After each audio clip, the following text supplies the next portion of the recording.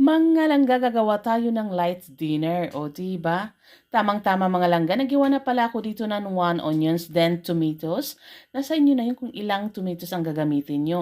Then magbukas tayo ng 1 can tuna at huwag kalimutan, tanggalin natin yung oil doon sa can mga langga.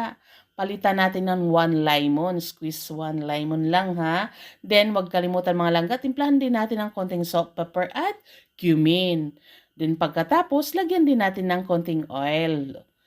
At imikos-mikos natin mga langga para naman mahalo siya ng maigi. O di ba mga langga, ito na yung light dinner natin, tuna salad. At tamang-tama, may brown bread pa ako dito. Talaga naman, masarap to i-partner itong dalawa mga langga.